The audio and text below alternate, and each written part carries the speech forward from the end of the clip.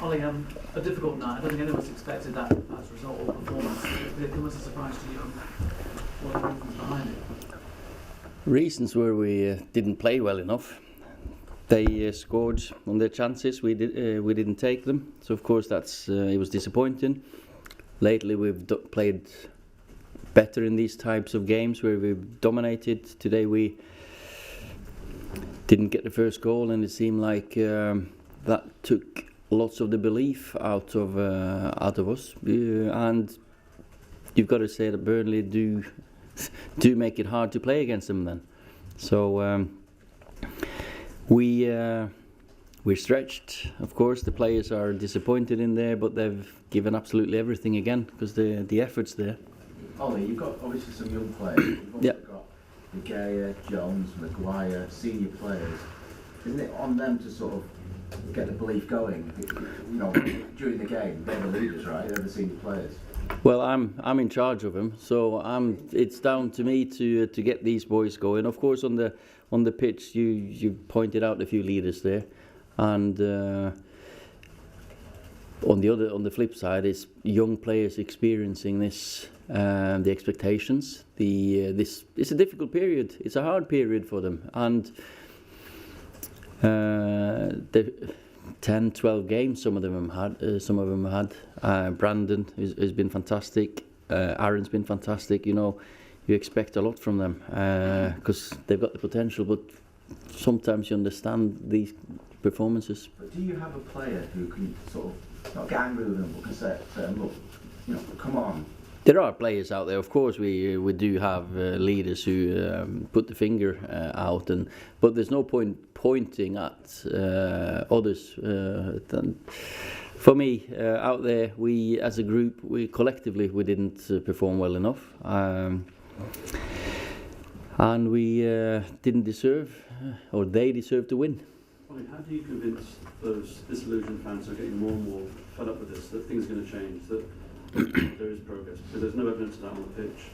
Today there wasn't. In the end, because at the end you do feel disillusioned, as you say, because maybe they do. Because but for us, we just got to stick to our values, stick to our beliefs, and knowing that there's no use feeling sorry for yourself. You've got to go out there with the same commitment tomorrow, the day after, get ready for Sunday. We know we've had X amount of games since the beginning of December, and they are very stretched, and some of these have probably played more than they should have and expected. More mentally than physically, I think they need the mid-season break. So we just need to get over that line, get these 3 games not out of the way, but look forward to Sunday, FA Cup against who knows who still, and there's a chance then to get some belief back. You want a couple of players to step up. Do you have enough leaders that you can call for players to step up in the absence of Pogba, McTominay, Rashford? If you have enough players that are willing to step up, or who can step up, who can be those leaders? Because again, there wasn't evidence of that tonight. There wasn't. I wouldn't say today was a fair reflection on this group of the season they've been through. They've done fantastic at times. Of course, today is I can't sit here and do anything but hold my hands up and say that's not good enough for Man United. But that's where we're at the moment with all the players. It's not like we've got 10 players there on the bench that we could have rotated. They played and they've done fantastic. So, and we'll make sure that we're ready for Sunday. Well, you heard the fans out there. They're not blaming you. I think there's a general feeling that it's unfair on you to have such a limited squad. Probably no United manager in the last 30 years has had such a limited squad. What do you say to that? I'm responsible for what's happening on the pitch, and of course we're looking to strengthen. We know that we have to strengthen. We know that, and we took that decision that some of these players we let them go because we needed to start afresh with a clear sight on target in front of us, and that means a certain type of player in the squad. And yes, we know that we have to get quality in and numbers in. Well, you've conceded around 40% of your goals on set pieces. How do you explain that, and how do you fix that?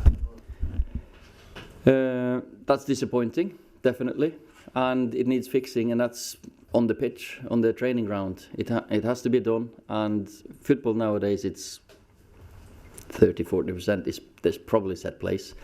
Few counter attacks, maybe 30%, and open like longer attacks 30%. So it's not that uncommon that you concede, but it is disappointing, and especially against Burnley, we know that that's one of their strengths. It's going to go back stick. It's going to be headed back in, and we didn't defend that well enough, and we know that. And the first challenge should have been dealt with. The second one should have been dealt with as well. The second goal, that's a wonder strike. You've got to say that to the kid that's a fantastic goal. Well, can you understand the chanting from the supporters? I know you called the English a couple of weeks ago, but I can understand supporters are disappointed, of course, when the times are tough. But there's a way of we just need to make sure that we do try to help the players. I think help the team, help the club. I think today the players they hear the fans when they support them, and at times that's helped us. So keep sticking at that. Well, is there a concern that we might see more occasions like this, though, with the squad being as it is, with Marcus being out injured? I hope not. That's because we've, as I said early on here, we have improved in these types of games, as in the games that we do have majority of possession, majority of shots. But today, yeah, of course, we'll miss Marcus, and we will for 2 months probably. And today, when we didn't get the first goal, it seemed like when they got the first, but it's the first time since August we've lost at home in the league, and the players need to remember that as well, and make sure that it's going to be a long time until we lose these types of games. You can lose to teams that outplay you, but tonight should have been a game that we should have won. Ollie, how long do you think it would take for the clear out that you're talking about to get the players that you want out and the ones that you want? How long would that take? Well, it's that's the thing with football. It's dynamic. It's always players who can surprise you, like